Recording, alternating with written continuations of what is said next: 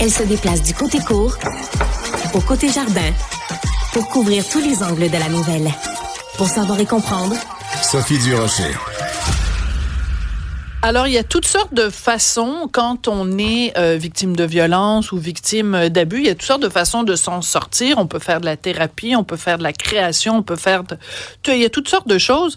Moi, je suis complètement tombée en bas de ma chaise en lisant l'autobiographie de Tristan Demers, BDiste bien connu ici au Québec, quand j'ai découvert que derrière le petit gars, parce qu'il a commencé très jeune, derrière le petit gars qui faisait de la BD, il y avait en fait un enfant en souffrance qui avait trouvé comme échappatoire la BD pour se sortir d'un milieu familial hyper toxique.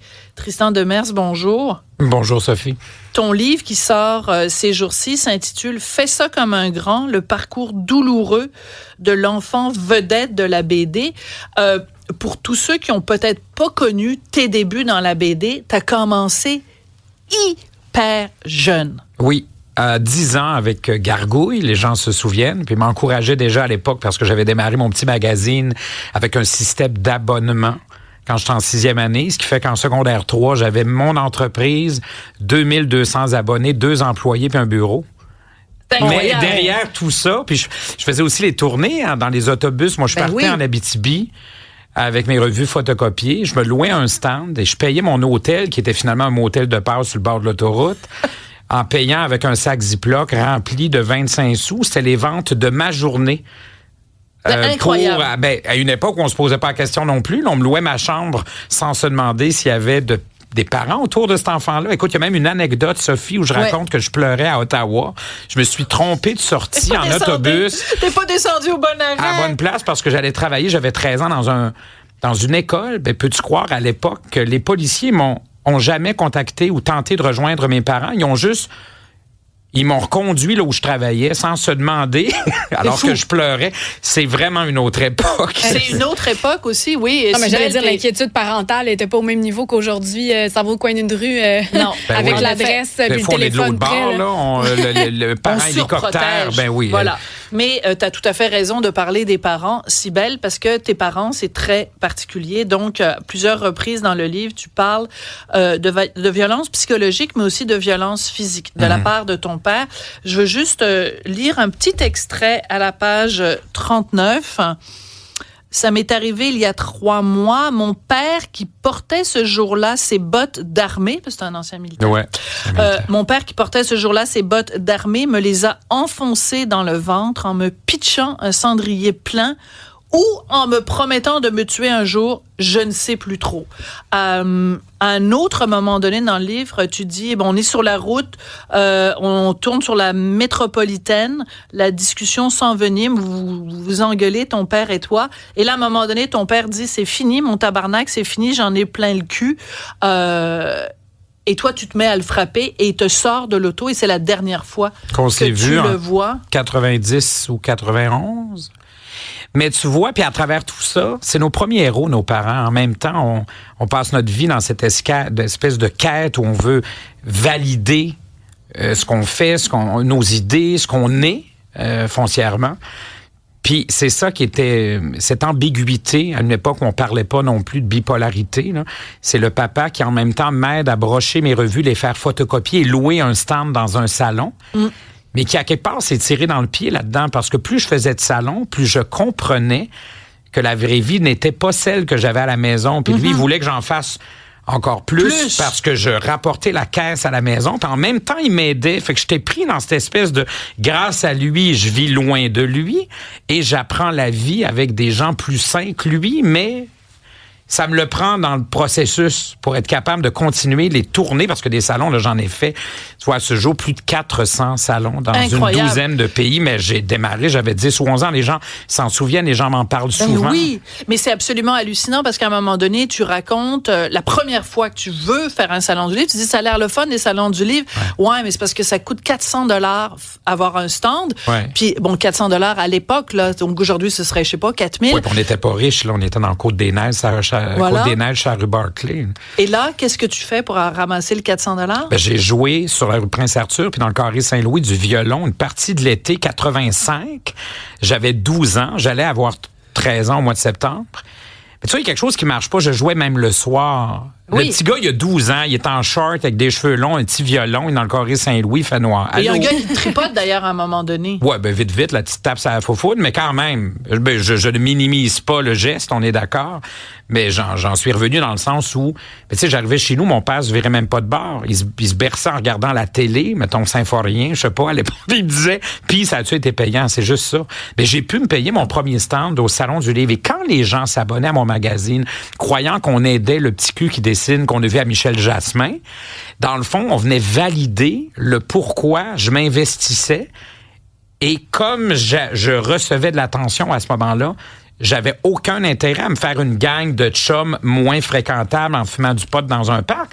Je passais la fin de semaine à non seulement faire des sous, mais à signer des autographes. C'est assez valorisant, ça, à ton goût, tu sais. Donc, c'est quand même très contradictoire parce que donc ton père ne te donne pas l'amour qu'il devrait te donner. Cet amour-là, tu vas le chercher auprès du public, dans les salons du livre, etc. Et en même temps, donc, on l'a dit, ton père, il t'aide beaucoup. Ouais. Et là, il y a un jeu de mots que tu fais à moitié dans le livre. Tu dis, à la fois, il me donnait un coup de pouce et des coups. Oui. Et des coups de tout court. Ouais. C'est pour un enfant, c'est très difficile d'avoir un père qui est à la fois qui te démontre de l'affection d'une certaine façon et qui te tape sur la tête. Exactement. Puis ma curiosité m'a peut-être sauvé la vie. Mon sens de l'entrepreneuriat aussi. Parce qu'à 12 ou 13 ans, je lisais des livres comme Steinberg, Le démantèlement d'un empire familial, des livres de 600 pages qu'aucun enfant de 12 ans ne lit normalement. Puis moi, c'est comme si à quelque part, oui, je décide, mais il faut pas que ça soit dans ma chambre. Il faut que je donne du rayonnement à mes projets artistiques, même si c'était maladroit. Puis c'est un petit gars de 12 ans qui dessine puis qui fait ce qu'il peut pour pas qu'il y ait de faute dans ses bulles. Mais les gens le comprenaient, ça, à quelque part, sans connaître le pourquoi de cet investissement-là. Parce qu'il y a quelque chose qui marche pas quand on y pense. De savoir qu'à 13 ou 14 ans, je travaillais à la salle des nouvelles à TQS. J'allais en Belgique à 16 ans, j'avais mon appartement là-bas. Il y avait une telle volonté. J'étais dans c'est plus du volontarisme. Le rendu là, c'est un appel au secours. Ouais. À quelque part. Le dessin, ça a été ma bouée de sauvetage, Sophie. Je comprends tout à fait. Et en même temps, tu dis, tu lisais des livres sur l'entrepreneuriat très, très jeune et tout ça, alors que les autres enfants s'intéressaient à bien d'autres choses. Mais dans ton livre, il y a aussi cette détermination-là, cette débrouillardise. Tu sais, tu veux aller au salon du livre, tu veux avoir un stand parce que tu crois en toi, ben tu vas aller jouer du violon. C'est sûr que ça n'avait pas de sens que ton père te laisse faire ça. Oui, je comprends. Mais en même temps, moi, je regarde des fois les jeunes d'aujourd'hui, phrase célèbre, je regarde les jeunes d'aujourd'hui qui ont un petit peu tout cuit dans le bec, puis j'ai envie de leur offrir ce livre-là en disant, pas le bout, évidemment, où ton père te tape, mais le bout où tu veux quelque chose, ben, relève-toi les manches, puis fais-le. En fait, faire arriver les choses. Oui, exactement. Prendre Tristan. les outils nécessaires. Mais il y a une part de ce qui est très intrinsèque là-dedans, c'est-à-dire que il y a aussi, parce que c'est multifactoriel, ce qui fait que je me donnais comme ça. J'imagine que c'est parce que j'étais comme ça, même à la limite à la garderie. Tu sais, il y avait quelque chose dans mon ADN qui est cette façon de faire arriver les choses. J'ai la même rigueur maintenant. J'ai toujours 1001 projets. Et puis, je m'arrange pour que ça marche. J'arrive avec une idée. Eh bien, dans 8 mois, c'est en librairie, là, où le projet télé finira par aboutir et se transformer. Mais je travaille et je m'entoure des bonnes personnes, je crois. Je suis bien entouré. Je suis un gars d'idées. Je suis un très mauvais gestionnaire. Mais je m'entoure des bonnes personnes parce que je fais reposer, entre autres, le risque financier sur du monde plus riche que moi. C'est bon, ça. Bonne idée. Ça, c'est un bon vieux truc. Mais on sent quand même, parce que la violence continuelle de ton père envers toi, ça a été quand même quelque chose qui devait être dénoncé. À un moment donné, tu racontes une histoire, mais je veux pas vendre trop, évidemment, tous les punchs de ton livre, mais il y a une scène que je voudrais que tu nous racontes parce que je trouve ça extrêmement troublant. C'est tu surprends ton père en train de préparer quelque chose pour toi. Oui, une carte d'anniversaire pour moi. Ça me rappelle la chanson « Pris en flagrant délit de tendresse ». Pris en flagrant délit de d'Herbert Léonard. Ouais. Oui, parce que je me suis relevé plus tard pour aller aux toilettes et je l'ai surpris en train de me fabriquer une carte. J'ai mangé toute une volée parce que il y a une pudeur chez cet homme qui n'était pas outillé visiblement pour m'aimer de la bonne manière. Mais moi, j'ai détesté mon père. À chaque fois que je voulais essayer de l'aimer, ça marchait pas. J'ai fini par m'ennuyer de ma mère qui était absente. Et il y a quelque chose de violent là-dedans aussi.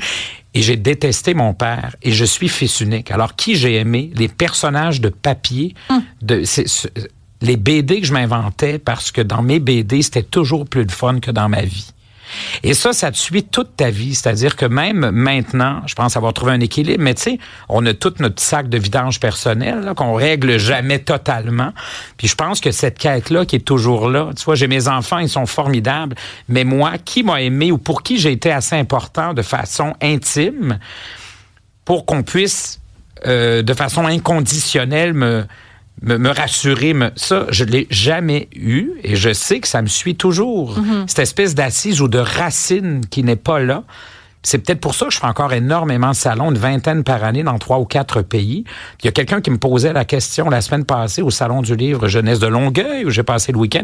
Il dit, pourquoi tu fais encore des salons? Tu reviens tout le temps? T'aimes ça à ce point-là? J'ai dit, parce que je suis à la maison. Et pourquoi j'arrêterais ce qui me rend heureux? À partir du moment, tu sais, cessons de trop intellectualiser l'affaire. Là. Ben oui. Mais la différence entre un adulte qui a pour job de faire un salon, puis moi, qui s'est construit comme humain à travers ces relations-là, qui passent par les salons.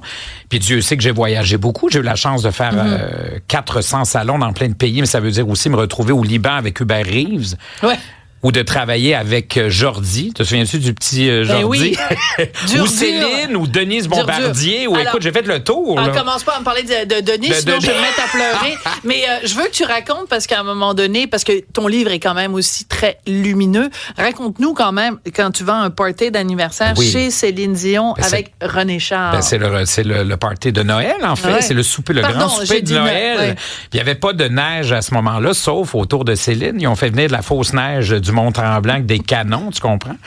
Puis on arrive là, puis tout le monde repartait avec une, je sais pas si je l'ai dit dans le livre, là, mais une fritueuse en cadeau, 48 friteuses. Je me rappelle pas de ça. Non, je pense pas en avoir parlé. Puis c'est amusant parce qu'elle est super fine, mais tu sais, moi, si j'avais des millions, j'achèterais peut-être du chocolat fin que je peux pas me payer. Elle a rempli une piscine turtle de caramel. Ce que je veux dire, c'est que tu achètes 5000 Coffee Crips au lieu d'une coupe de chocolat fin, tu comprends? Ben oui. Mais c'est ça, Céline, c'est Céline. Alors, mais hyper gentil. Puis oui, ça a été un plaisir que de travailler, de dessiner avec, René Charles qui mangeait des Skittles dans son coin puis qui était plus ou moins participatif. Mais écoute, c'est ce genre d'anecdote aussi, hein. Il s'est passé plein de choses. Si tu le dis, excuse-moi, je tombe là-dessus. Friteuse offerte aux adultes au moment de quitter la fête. On mangeait des pogos puis des animaux en forme, des croquettes en forme d'animaux. Tu sais, c'était pas le grand... mais ça flashait, puis on avait du fun. Il y avait des manèges, des sculpteurs sur glace, et puis voilà. Céline. Alors, je veux revenir quand même à un moment donné, parce que donc, t'es un enfant, un jeune, dans un univers de grands. À un moment donné, Suzanne Lévesque, pour les plus jeunes, c'était vraiment une animatrice radio extraordinaire. Enfin, je la trouvais extraordinaire jusqu'à temps que je lise ton livre. Donc, c'est à l'émission du matin à CKAC. Elle fait une entrevue avec toi. Elle est super bête avec toi. Elle laisse entendre que tes dessins sont pas beaux, que t'es un pas bon. Et une fois que t'es sorti du studio et que t'es dans l'ascenseur, elle dit en ondes, une fois que t'es sorti, c'est ça qui arrive quand un ado s'enfle la tête plutôt que d'admettre qu'il a trop de rayonnement pour ce qu'il sait vraiment faire. Ouais. J'avais eu de la peine. Mon père était enragé, d'ailleurs. Et mon éditeur, à ce moment-là, j'avais peut-être 14 ans. Et ça se fait pas dire ça à propos d'un adolescent? Mais je pense que son rapport avec la BD aussi, elle est de cette génération où on considérait que la BD, c'était pas de la vraie lecture, tu vois, alors que maintenant, on comprend que c'est un art à part entière. Il y avait ça, puis il y avait cette... Est-ce qu'elle filait pas ce matin-là? Est-ce que... Mais t'as suffisamment une crotte sur le cœur que tu le racontes dans ça me tentait parce que, oui, mais je me couche pas en boule en y pensant le soir. Mais je faisais la tournée de tous les shows télé à ce moment-là. Je fais partie de cette époque où, avec les... Michel Jasmin. Ben voilà, Pierre Marcotte. Écoute, moi, je me promenais puis j'étais à Télémétropole. D'ailleurs, si vous allez sur YouTube, vous allez retrouver une soirée qui était en fait un extrait qui s'appelait les stars de l'an 2000 dans le cadre du gala des 25 ans de Télémétropole où je descends les escaliers au bras de Jacques Auger et Claire Caron. Et j'ai 12 ans et j'ai terriblement mal aux jambes à ce moment-là. Moi, ça a été gâché cette soirée-là parce que la veille, j'ai passé une partie de la nuit, les reins vissés sur la baignoire parce que mon père se donnait des élans du corridor pour défoncer la porte de la salle de bain. Mais je savais jamais quand il voulait me surprendre. Alors, je passais des heures, les jambes bien tendues, pour absorber l'éventuel coup qui souvent ne venait plus parce que quand il dormait, à un moment donné, je finissais par comprendre qu'il s'était endormi. Puis le lendemain, il aurait été hyper de bonne humeur. Il m'aurait presque fait des gaufres avec un vrai bipolaire. Ben oui. Écoute, c'est très important ce livre-là. C'est très important de témoigner de la violence. Regardez, on l'a juste ici. Ah, voilà. Ah, mon Dieu que t'es bon. Avec le petit, on avait loué ça chez Classy. Puis, c'est pas pire, j'ai mal aux jambes. Ben oui, la ceinture, tu le racontes quand vous allez choisir la ceinture. C'est un livre qui est important, Tristan, parce que c'est important de nommer la violence. Est-ce que ton père est encore vivant aujourd'hui? Je crois que non, c'est ce qu'on me dit. Et ma mère, oui. Je ne suis pas c'est pas un règlement de compte, puis j'en veux même pas à mes parents, je ne suis plus là parce que c'est moi qui ai gagné au fond. Tu vois, quand on écoute les élans du cœur, c'est moi qui ai gagné. Donc, on est ailleurs, mais j'avais envie de le nommer parce que l'art peut être salvateur aussi. On parle souvent des petits gars venus de milieux difficiles ou toxiques qui se retrouvent en famille avec